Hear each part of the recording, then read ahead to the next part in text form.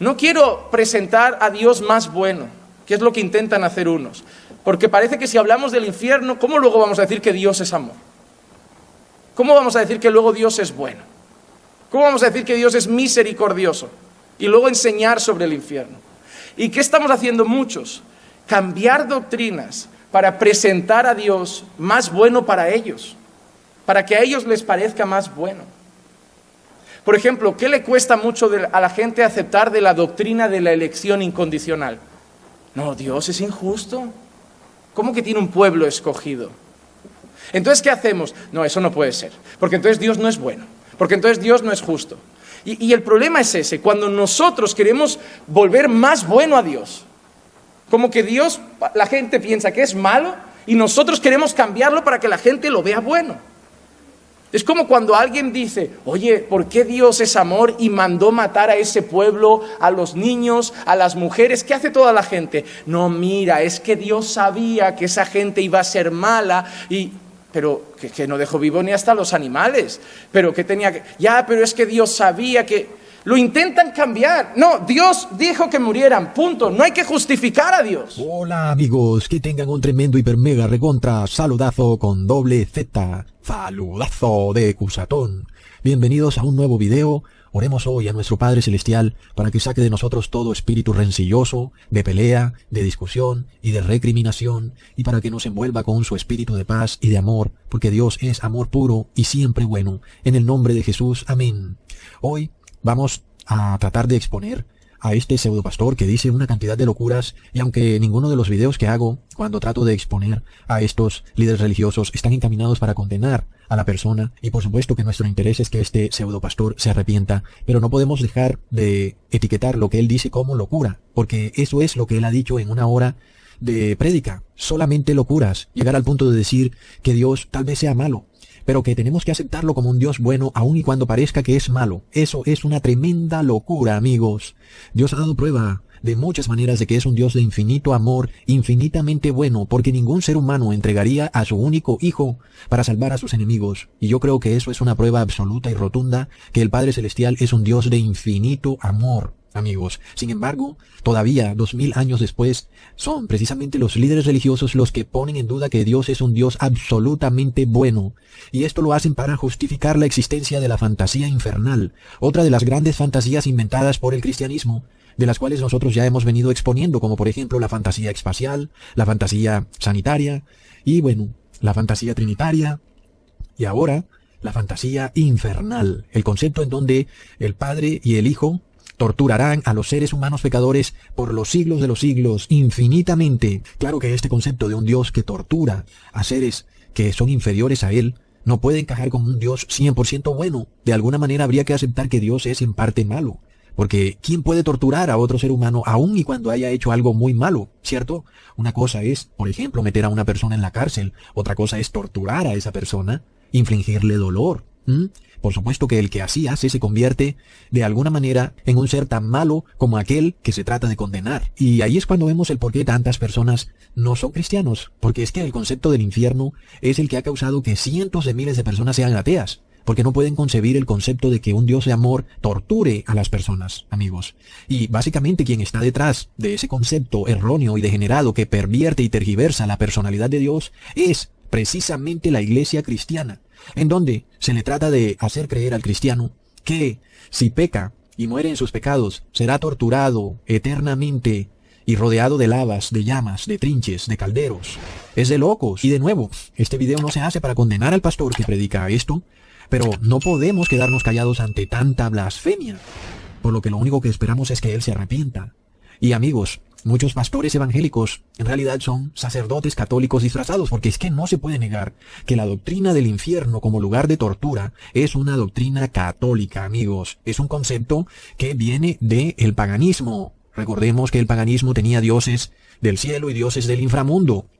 Y de alguna manera cuando la iglesia primitiva se junta con el imperio romano pagano, entonces se mezcla este concepto con el verdadero cristianismo, formando entonces a un dios del cielo y a un dios del infierno, que estaría supuestamente debajo de la tierra. Sin embargo, ya han cavado y cavado debajo de la tierra y se ha visto que no hay demonios ahí. Algunas personas dicen que están en otra dimensión. Plop. Entonces, amigos, todas estas falsas doctrinas vienen del catolicismo. Y es por esto que nosotros muchas veces, cuando vemos a un pastor evangélico, aquellos que tenemos conocimiento de la Biblia, parece que viéramos en realidad a un sacerdote católico. Porque hoy vamos a hablar de lo que viene después del juicio. Y después del juicio hay dos destinos. Para los hijos de Dios hay cielos nuevos, tierra nueva. Esa eternidad gloriosa con el Señor, que será lo que hablaremos la semana que viene. Esa tierra nueva. Y eso también será muy importante. Porque he hablado con algunos hermanos, tanteando lo que hay en sus mentes, y muchos creen que nos iremos casi como que a otro planeta. Y sostengo que la Escritura enseña que va a ser aquí. Y algunos ahí se asustan porque dicen, uy, eso es lo que enseñan los testigos de Jehová. Pero nosotros tenemos que tener una cosa clara. No todo lo que enseñan las malas religiones es malo. La Iglesia Católica enseña la Trinidad, y cuando hablamos de la Trinidad no decimos, ay, es que lo enseñan los católicos. Enseñan cosas que están bien. Primero este señor nos empieza diciendo que él sí reconoce que habrá un cielo nuevo y una tierra nueva. Eso, según él, es algo que predican los testigos de Jehová, que él empieza declarando como una religión mala, pero que él reconoce que esa doctrina es correcta. Y ahí empezamos con tremendos errores, porque no son los testigos de Jehová los que declaran eso, es el Apocalipsis. Lo declara de una forma certera y que no puede haber lugar a dudas. Leamos en Apocalipsis, capítulo 21, versículo 1. Vi un cielo nuevo y una tierra nueva, porque el primer cielo y la primera tierra pasaron, y el mar ya no existía más. Entonces, ¿puede quedar lugar a dudas de que habrá un cielo nuevo y una tierra nueva? Me parece que está demasiado claro, ¿verdad? Es decir, si tú aún tienes que salir a decir que esto es doctrina de los testigos de Jehová, estás loco, porque la Biblia lo está diciendo de una manera tan clara que eso no puede pertenecerle a una religión específica. Y ya vemos el problema de las personas dogmáticas. Ellos simplemente se encierran en una cajita de dogmas y luego no permiten que la verdad bíblica entre. Y muchas personas también se etiquetan a sí mismos. Yo soy de esta religión y tú eres de aquella religión. Y luego cuando leen un versículo de la Biblia no pueden aceptarlo, porque según ellos es de la otra religión. Y eso es muy lamentable. Así que nosotros no defendemos a ninguna religión, por supuesto. Nosotros defendemos es a la palabra de Dios. La palabra dice que habrá un cielo nuevo y una tierra nueva. Punto. Pero este señor declara que este concepto debe ser aceptado porque también se ha aceptado el concepto de la Trinidad y este viene de la religión católica. Y él dice que la Trinidad es algo bueno. ¡Qué locura, amigos! Porque si fuéramos a buscar un versículo en donde se dijera claramente que Dios es una Trinidad y que se manifiesta en tres personas, no lo vamos a encontrar por ninguna parte en la Biblia. Entonces, qué locura que este señor haga este tipo de comparaciones que no tienen lógica absoluta. Empieza por mostrar una doctrina correcta, que es la del cielo nuevo y una tierra nueva, y dice que viene de una religión mala, que es de los testigos de Jehová, y luego pasa a una doctrina falsa, que es la Trinidad, y dice que debe ser aceptada porque también viene de una religión mala, que es de la Iglesia Católica. Es de locos, pero lo que él no se detiene a mirar es que la primera doctrina está claramente en la Biblia, pero la Trinidad no aparece por ningún lado en la Biblia. Uno se queda con la boca abierta del nivel de apostasía al que están llegando estos pastores, amigos. Es increíble. Ahora recordemos que es un pecado gravísimo adorar a dioses extraños que no aparecen en la Biblia. Leamos en Jeremías capítulo 1 versículo 16. Voy a castigar a mi pueblo porque todos ellos han sido muy malos. Adoraron ídolos que ellos mismos hicieron y les ofrecieron incienso. Pero a mí me abandonaron. Es claro, amigos, que el mundo cristiano se inventó un ídolo llamado Trinidad. Y de repente es a ese Dios que le rezan, lo adoran, le hacen inciensos, van a sus templos, le hacen libaciones, en fin. Pero este es un Dios que no está en el Viejo Testamento ni tampoco en el Nuevo Testamento. Amigos, ya vemos entonces cómo este señor en realidad parece un sacerdote católico, porque la doctrina del infierno como lugar de tortura es católica y la doctrina de la Trinidad es católica. Sin embargo, sigamos mirando lo que él dice. Es increíble, amigos, cómo este señor empieza diciendo que tenemos que creer en el infierno, porque en la Biblia se habla de un castigo eterno. Pero hoy vamos al otro destino. Ese es el de los hijos de Dios, el de los creyentes, pero ahora vamos al otro, al de los impíos. Y creemos que así como habrá una vida eterna, habrá un castigo eterno. En primer lugar, debemos saber, antes de entrar en las Escrituras, que esta doctrina no nos la hemos inventado. La doctrina del infierno no es algo inventado por la iglesia moderna, no es algo que nació en la Reforma Protestante, es una doctrina histórica. Leamos lo que Jesús dijo en Mateo capítulo 25, versículo 44 al 46. Entonces también ellos le responderán, diciendo, Señor, ¿cuándo te vimos hambriento o sediento, o huésped, o desnudo, o enfermo, o en la cárcel, y no te servimos? Entonces les responderá diciendo, de cierto os digo que en cuanto no lo hiciste a uno de estos pequeñitos, tampoco me lo hiciste a mí, e irán estos al tormento eterno, y los justos a la vida eterna. Y aquí es donde estas personas de repente enloquecen, sobre todo estos pastores, y salen a decir que esa frase de tormento eterno significa que Dios va a torturar eternamente al ser humano. Es de locos, cuando lo que nos está diciendo Jesús es simplemente que aquellos que son malos o displicentes con el pueblo de Dios, aún los que no les importa lo que le pase a los siervos de Dios, esos serán llamados impíos, y esos serán enviados a un tormento eterno. Entonces tenemos que estudiar lo que Jesús quiso decir en este versículo, cuando hizo una contraposición entre los salvados, los que van a vida eterna, y los perdidos, los que van a tormento eterno. Se establece una clara diferencia.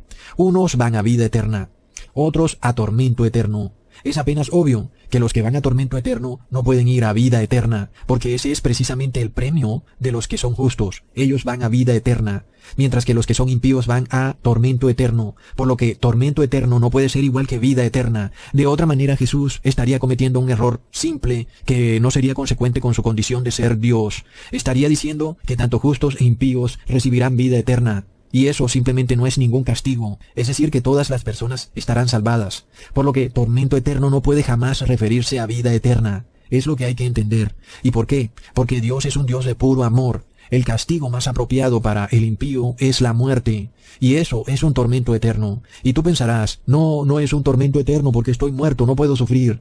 Pero estás sufriendo la muerte. Sufrir la muerte es un tormento eterno porque nunca volverás de ese tormento. Permanecerás en ese tormento por los siglos de los siglos. No habrá manera de que te recuperes de ese tormento. Entonces, si entendemos el carácter de Dios, que Dios no tiene placer en el sufrimiento de las personas, Dios no tortura, Dios es puro amor, pura paz. Dios no quiere a nadie sufriendo. Precisamente esa es la idea de acabar con este mundo. Algunas personas se preguntan por qué el mundo tiene que acabar, y es precisamente porque tiene que acabar el sufrimiento.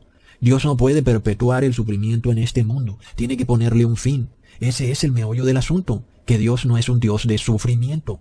Pero, amigos, como la Iglesia Católica lleva siglos y siglos enseñando mentiras, vemos cómo las personas tienen adoctrinado y dogmatizado en su mente el concepto de que serán torturados eternamente. Leamos lo que dice Jesús en Marcos capítulo 9, versículo 43 al 44. Si tu mano te fuere ocasión de caer, córtala. Mejor te es entrar en la vida manco, que teniendo dos manos ir al infierno, al fuego que no puede ser apagado, donde el gusano de ellos no muere, y el fuego nunca se apaga. Nosotros tenemos dos formas de entender este versículo, de manera literal o de manera simbólica. Si lo vamos a tomar de manera literal, entonces tendríamos que andar con un cuchillo en el bolsillo para cortarnos una mano o un dedo o sacarnos un ojo cada vez que haya alguna intención de pecar. Y eso lo haríamos para no entrar en ese sitio llamado infierno, donde supuestamente hay gusanos que son inmortales, que además serían resistentes al fuego, pero luego nosotros no seríamos resistentes al fuego y nos quemaríamos al ardor de las llamas. Esto sería la forma literal de tomar ese versículo, pero recordamos que Jesús habló en parábolas. Entonces, ¿qué es lo que Jesús nos quiere decir? Nos quiere decir simplemente que no seremos salvados en nuestros pecados, sino que vamos a morir para siempre. Y la persona que muere, pues ¿qué le pasa a su cuerpo? Es consumido por gusanos. Y alguien dirá, sí, Ecusatón, pero el gusano no es eterno.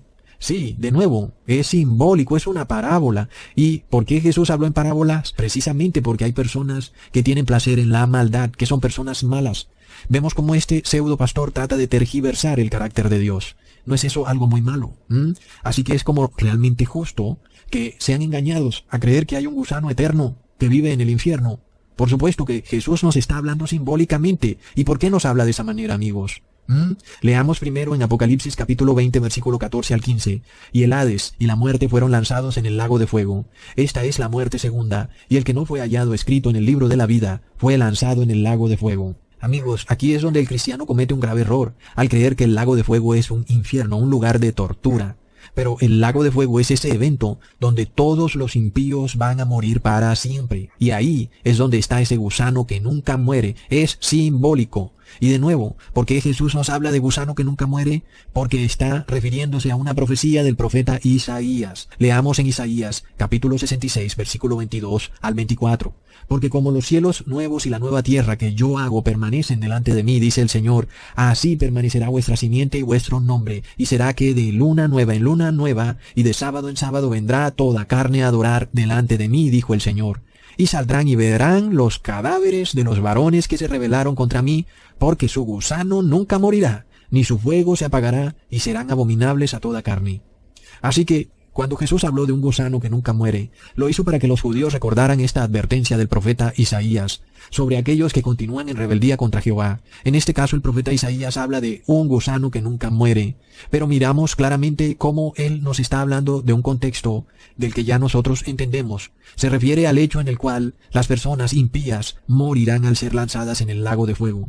Y esto ocurrirá justo antes de que los justos hereden el cielo nuevo y la tierra nueva. Ellos, mientras están en la santa ciudad con Jesús, serán expuestos a la vida de los impíos. Se les mostrará todos sus actos, todos sus pecados y por qué finalmente son condenados. Y entonces quedará claramente probado que su condena es justa.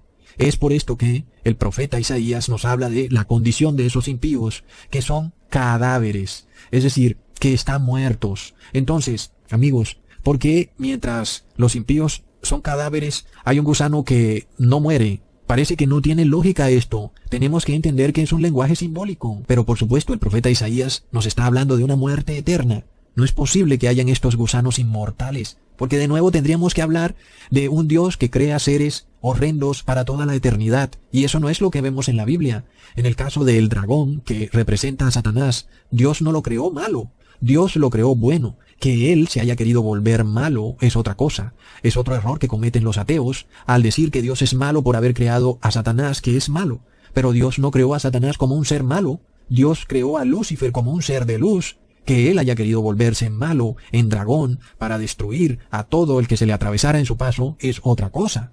Entonces, es el mismo concepto de pensar que Dios creó a gusanos inmortales, eternos, que van a destruir a las personas. Es un concepto que, de nuevo, no aplica con lo que hemos leído en la Biblia. Luego, amigos, entendamos el por qué se habla de fuego que nunca se apaga. En Deuteronomio capítulo 4, versículo 24. Porque el Señor tu Dios es fuego consumidor, Dios celoso. Así que, amigos, aquellos que hicieron guerra contra Jehová, los impíos, ellos no podrán volver a la vida, porque Jehová es fuego consumidor. Significa que Jehová es eterno, y que ese fuego consumidor es eterno. Y que aquel que está en guerra con ese fuego consumidor está recibiendo un tormento eterno. Es decir, que desde el momento en que tú pecas, tú estás recibiendo un tormento. No es apenas obvio. Cuando tú decides irte en contra de Dios, lo que te viene para tu vida es maldición, desastres, desgracias, que para colmo de males no las puedes prevenir. Ni tú, cuando pecas, puedes ver el desastre que se te viene, sino que solo después, mucho tiempo en el futuro, es cuando te darás cuenta del tamaño de la desgracia que te ha sobrevenido por haber pecado. Entonces, ahí es cuando la persona tiene que entender el concepto de tormento eterno. Cuando nosotros empezamos a pecar, aún en vida, ya empezamos a ser atormentados. Si tú no te arrepientes, ese tormento eterno va a desembocar en la muerte eterna, en una maldición, como la maldición que Dios le dijo a Eva: si desobedeces mi palabra, morirás. Es decir, es el tormento eterno, amigos. Entonces, tenemos que entender por qué la Biblia nos habla de que de estos impíos no habrá más memoria. Leamos en Eclesiastes capítulo 2, versículo 16. Porque ni del sabio ni del loco habrá memoria para siempre, pues en los días venideros ya todo será olvidado, y también morirá el sabio como el loco. Así que es claro que por más posgrados o sabiduría que tenga una persona, o por más riqueza que tenga un loco, todos los que le hagan guerra a Jehová y a su pueblo santo serán olvidados. No habrá memoria de ellos. El rey Salomón nos está diciendo que morirán para siempre. La doctrina del infierno no es algo inventado por la iglesia moderna, no es algo que nació en la Reforma protestante, es una doctrina histórica. Por siglos y siglos la iglesia cristiana ha enseñado que había un castigo eterno. La doctrina del infierno como lugar de tortura era una herramienta de la Iglesia Católica en la Edad Media y en el pasado para controlar a las personas a través del miedo, inclusive para subyugar a los pueblos, para que las personas respetaran y obedecieran a los sacerdotes, porque muchos pensaban y lo creían que aquel que no obedeciera a un sacerdote católico sería torturado en el infierno. Y muchas personas llegaban al punto de caer en la locura, amigos. Esto era lo que se vivía en la Edad Media. ¿Por qué? Porque pensaban, por ejemplo, que sus seres queridos ya fallecidos estarían siendo torturados por Satanás en el infierno. Imagínate nada más, tú quieres mucho a tu padre, a tu abuela, a tu hermano, y se muere, y luego tú dices, ¿será que está en el cielo o en el infierno? Y tú recuerdas su vida y dices, a mí me parece que está en el infierno, y empiezas a sufrir, porque, por supuesto, si está en el infierno tendrá que estar siendo torturado, amigos. Entonces es por esto que la Iglesia Católica, para solucionar esto, o para aprovecharse de eso, se inventó la venta de indulgencias, con lo que le otorgaban un pase verde a la persona si quería que su familiar saliera del purgatorio o del infierno y pasarlo al cielo. Y para hacer eso la persona tenía que darle dinerillo a la Iglesia Católica o de alguna manera obedecer al Papa de Roma en alguna de sus guerras contra la Iglesia de Cristo. Entonces muchas personas precisamente fueron capaces de irse hasta la guerra con tal de sacar a su tía o a su amada esposa del infierno. Y este es el problema de creer en este sitio de reclusión, de tortura llamado infierno. Por supuesto, amigos, miremos el caso de que un familiar tuyo muera. Es que la muerte no avisa. De repente tu familiar muere y tú, bueno, te preguntas, ¿será que está en el cielo? Y tú dices, yo no lo creo, no, está en el infierno, y empieza ese sufrimiento. ¿Qué piensas? Que viene para ti una tortura. Realmente el que está siendo torturado eres tú, el que quedó vivo, pensando cómo en ese lugar de tortura están infligiéndole dolor a tu abuela, que tanto quisiste, tirándola en un caldero lleno de aceite. Por supuesto, a raíz de eso la Iglesia Católica creó todo tipo de oraciones para que las personas apaciguaran esa locura interna, inclusive esas oraciones a las ánimas benditas del purgatorio, si eso se puede decir en una sola frase. Entonces, claro que el infierno y el purgatorio no fueron más que una herramienta de control poblacional en manos de la Iglesia Católica, que es experta en usar este tipo de herramientas. Religion is always in the control business, and that's something people don't really understand. It's in the guilt-producing control business, and if you have heaven as a place where you're rewarded for your goodness and hell as a place where you're punished for your evil, then you sort of have control of the population. And so they create this fiery place, which has quite literally scared the hell out of a lot of people throughout Christian history. Hoy lo vemos en el dogma de la fantasía sanitaria, en donde la Iglesia Católica está detrás de todo el concepto en el que tú tienes que recibir un elixir mágico para que se sanen las demás personas y no tú. Entonces, amigos, son herramientas inventadas por las religiones en donde a ti se te mantiene en miedo, en constante miedo. Y muchos piensan que si no hay una amenaza de que la persona sea torturada eternamente, entonces esa persona no va a querer arrepentirse. Pero lo que Jesús ha dicho es claro. El premio para el que es justo es la vida eterna, y el castigo para el impío es la muerte eterna. Tal vez a ti te parece que Dios es demasiado bueno, entonces, no como lo que dice este pastor, que Dios es malo y que tenemos que aceptar que Dios es un ser que tortura, que no podemos pensar y ver a Dios como un Dios totalmente bueno que no torturará a nadie. Es la locura. Pero es lo que Jesús dijo, que Él no va a torturar a nadie, que tú vas a un tormento eterno que es la muerte. No vas a ser torturado. Entonces, amigos, ya vemos hasta dónde llega la apostasía de estas iglesias, inclusive a predicar una gran mentira, que es la misma mentira que le predicó Satanás a Eva en el Edén. Leamos en Génesis capítulo 2, versículo 17. Mas del árbol de la ciencia del bien y del mal no comerás, porque el día que de él comieres, ciertamente morirás. Entonces los pastores y los curas nos dicen, ¿saben qué? Dios les mintió, porque realmente no morimos, sino que cambiamos de empaque. Somos como una mariposa, una libélula, somos un gusano que se mete en un capullo y luego dejamos de ser gusanito y ahora pasamos a ser mariposa. Solo cambiamos de lugar de vida. Unos pasarán a un cielo nuevo y a una tierra nueva y otros a una caldera hirviente en donde serán torturados eternamente. Pero eso no fue lo que Dios le dijo a Eva. Dios le dijo que si lo desobedecía, ella simplemente moriría. Entonces, amigos, ¿qué significa morir? Es dejar de existir. Eva quedaría convertida en un cadáver. Y podríamos decir simbólicamente que el gusano que se come el cadáver de Eva aún está vivo, porque Eva sigue muerta, ¿verdad? Su gusano sigue vivo, porque Eva sigue muerta. En el día que Eva resucite, si es que ella llegare a resucitar, que yo no lo creo, pues su gusano morirá, porque ya Eva está viva. Pero con los impíos, su gusano nunca morirá, porque no serán resucitados. Es decir, recordemos que la Biblia nos habla de que los impíos serán resucitados solo para sufrir una segunda muerte, y después de esa segunda muerte no volverán a ser resucitados, amigos. Leamos en Génesis capítulo 3, versículo 5, y miremos lo que la serpiente le dice a Eva. ¿Sabe Dios que el día que comas de el fruto serán abiertos vuestros ojos y seréis como Dios, sabiendo el bien y el mal. Entonces, ¿como quién dijo Satanás que sería Eva si desobedecía a Dios? Sería como Dios. ¿Y cómo es Dios? Eterno. Ven, amigos, ¿qué es lo que ocurre con estos pastores? Relaciona el lugar de castigo con alma y con cuerpo. Eso tiene mucha relación, como habíamos dicho, que vendrá después del juicio. Y el juicio vendrá después de la resurrección, donde recibiremos todos un cuerpo. Un cuerpo, nosotros un cuerpo glorificado, pero tendremos un cuerpo. La gente no será condenada como un fantasma. Irán con cuerpo y alma al infierno. Literalmente es como si estuviera predicando el mismo demonio. Te están diciendo que tú puedes pecar y que no importa porque serás como Dios, es decir, eterno. Y este es el problema de creer que el impío será eterno, porque es lo mismo que Lucifer o Satanás le dijo a Eva, que sería eterna como Dios. De locos, amigos. Entonces, es claro que este pastor tiene un grave problema, está poseído por los demonios. Yo lo lamento, ojalá se arrepienta.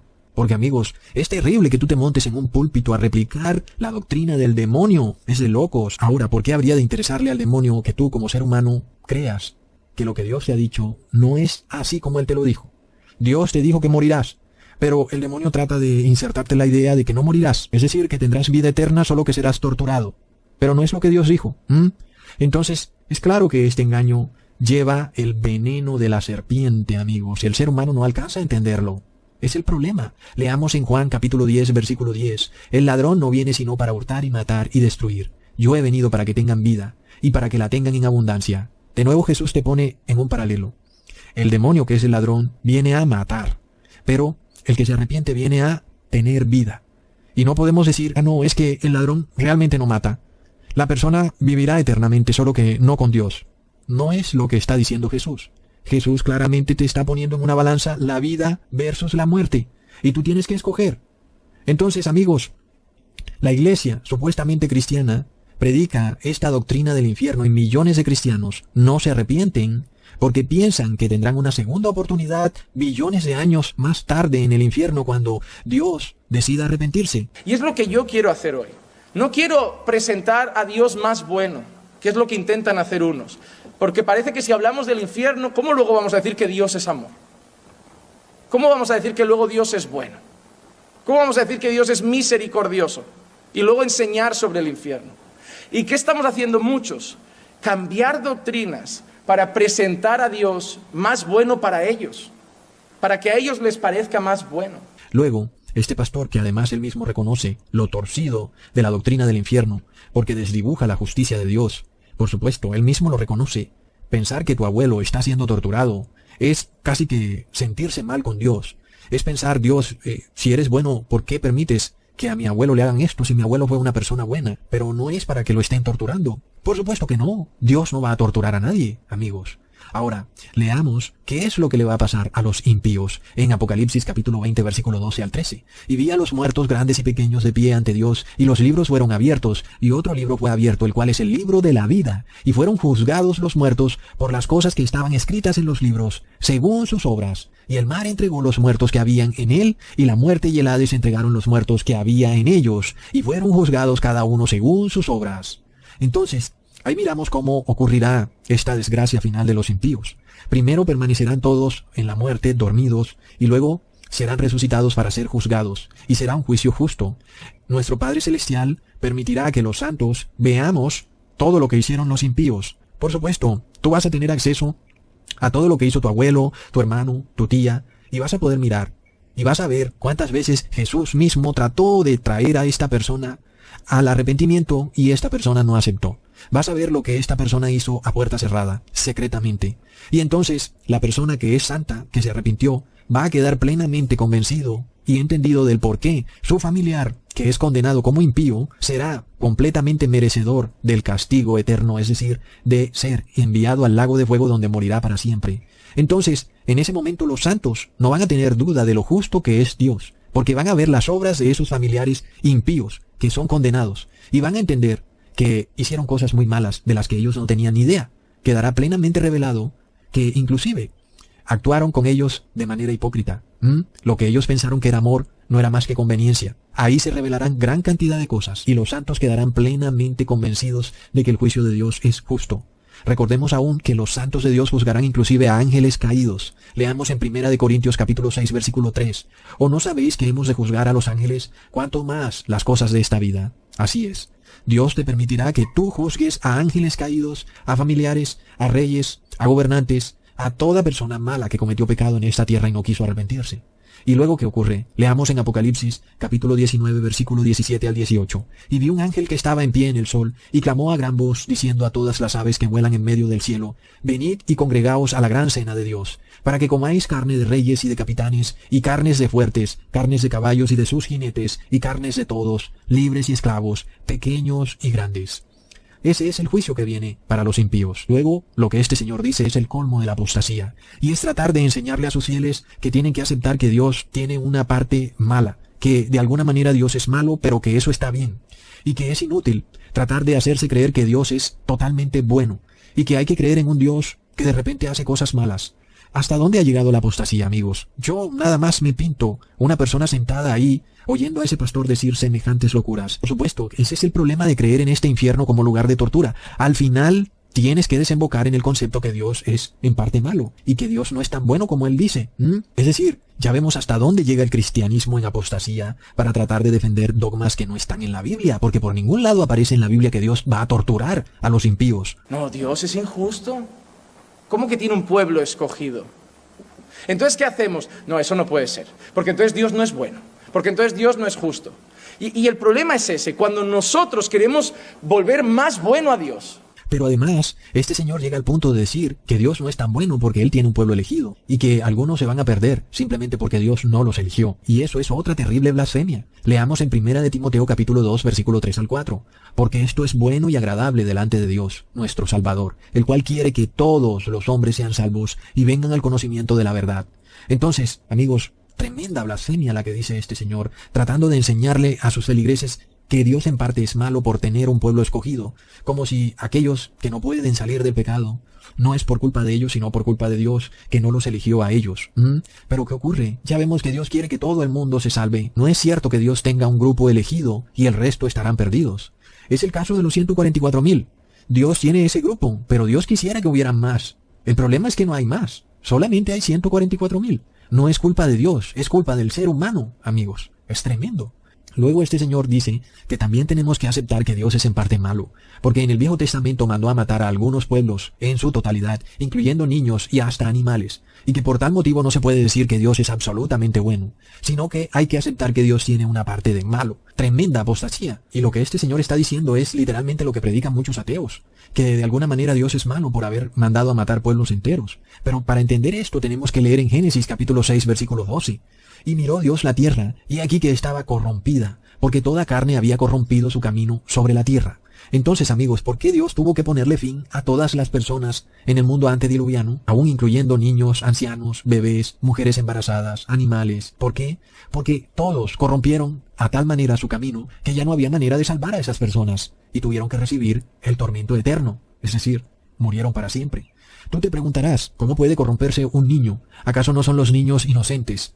Pero el ser humano, amigos, es capaz de torcer la mente de un niño desde muy temprano en su infancia, aún sin que ese niño pueda recordarlo.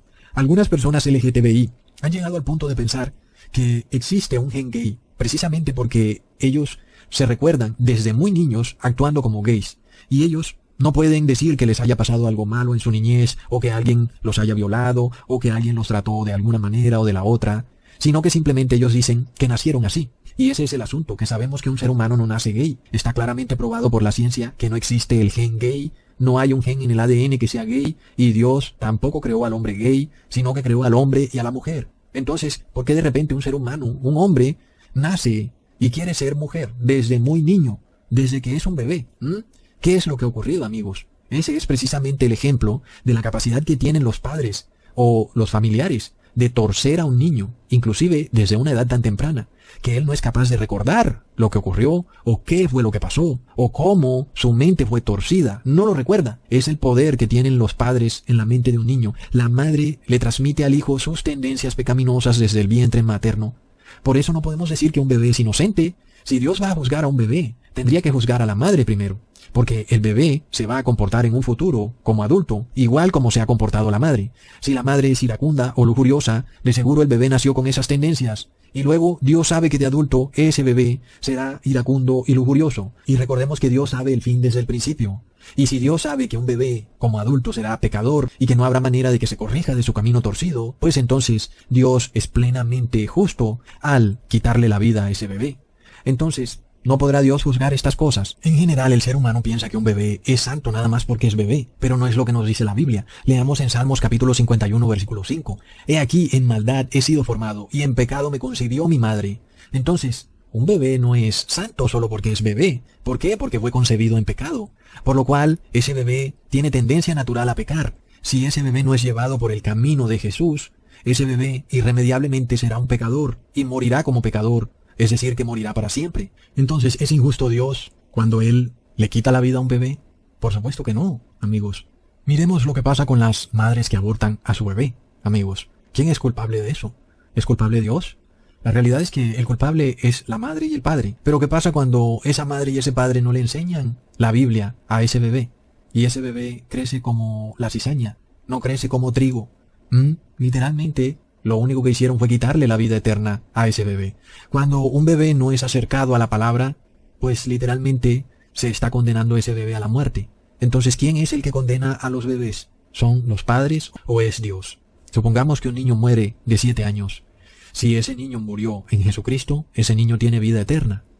Y si un niño muere de 7 años sin Jesucristo, ese niño no tiene vida eterna. Es la realidad. ¿De quién es la culpa entonces de que ese niño que murió a los 7 años no tenga vida eterna? Es de los padres, amigos.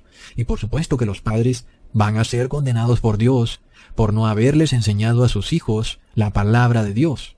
Porque de eso se trata todo. Es que los padres tienen una labor que hacer con sus hijos. Si hay una población en donde a nadie se le enseña la palabra de Dios, pues por supuesto que esa nación o población va a ser una nación pagana. Va a llegar a un punto en que no tiene remedio. Está perdida absolutamente. Además, si han convertido ese paganismo en sus tradiciones, en su modo de vivir, lo han interiorizado tanto que no pueden aceptar algo contrario. ¿Qué es lo único que queda para esa nación? Dios no puede bajar de nuevo, hacerse carne y tratar de enseñarle a los niños la palabra. Ya lo hizo. Él dio ese ejemplo para que las personas le enseñen a sus hijos la palabra. Pero luego otra vez el ser humano cae en el mismo error. Hoy vemos cómo las personas están tan metidas en sus dogmas y en sus tradiciones que no es posible enseñarles la palabra de Dios. Es de locos. Entonces, ¿qué pasa, amigos? Por supuesto que Dios es plenamente justo cuando Dios decreta el fin de toda una nación. Miremos inclusive lo que está ocurriendo hoy en día. ¿Quiénes son los que llevan a sus hijos a recibir el bautismo negro? Son sus padres. Entonces, ¿de quién es la culpa luego de que esos niños sean juzgados como pecadores porque tienen el 666? Es de los padres, amigos. Y alguien dirá, pero ¿no deberían ser juzgados los niños por sus propios pecados y los padres por sus propios pecados? En parte sí, los niños serán juzgados por sus propios pecados. Pero por supuesto que si a los niños jamás se les enseñó la palabra, pues siempre pecaron. Porque el niño no nace bueno, el niño nace pecador. Así que todo lo que el niño hace desde que nace es pecado. Solo cuando el niño conoce la palabra de Dios, entonces es cuando él se arrepiente. Se da cuenta que cosas que hizo de niño no están bien. Sin embargo, si ese niño jamás conoce la palabra de Dios, ese niño muere en pecado. Así que el niño muere por pecador porque nació pecador. Y los padres son condenados por sus pecados y por jamás haberle enseñado la palabra a sus hijos. Así es lo que les va a ocurrir a los impíos. Así que Dios es plenamente justo cuando Él decreta que todos en una ciudad o en una nación deben morir porque son impíos. ¿Por qué? Porque sus pecados se pasaron de la raya. Llegaron a un punto en que blasfemaron tanto contra el Espíritu Santo de Jesús que ya no hubo más nada que hacer por ellos. Y esto es lo que estamos viendo hoy en día con el cristianismo. Miremos este pastor tratando de convencer a sus feligreses de que hay que aceptar que Dios tiene algo de malo por haber mandado matar a niños o animales, cuando la culpa del pecado es del ser humano, no de Dios. Dios es plenamente bueno y por supuesto que Dios, como ser bueno, debe juzgar al pecador. Y muchas de estas naciones, recordemos, que derramaron sangre inocente, algo que se repite nuevamente en el fin de los tiempos. Dios es el vengador de la sangre inocente. Así que no dudemos también que cuando veamos que las personas son perseguidas solamente por obedecer la palabra de Dios y aún martirizadas, sepamos muy bien que el fin del mundo está por acercarse y que está a las puertas. Y por supuesto, si llega el fin del mundo, tendrán que morir niños, animales, ancianos, mujeres embarazadas. Todos toman una decisión final. Todos son pecadores y nunca se arrepintieron. Y todos cometen el pecado horrendo de derramar sangre inocente. Y Dios castiga a todo el que derrame la sangre inocente. ¿No lo estamos viendo, amigos? ¿Qué está pasando con el bautismo negro? Así que todos son culpables, desde los niños hasta los ancianos. Hasta pronto, hermanos.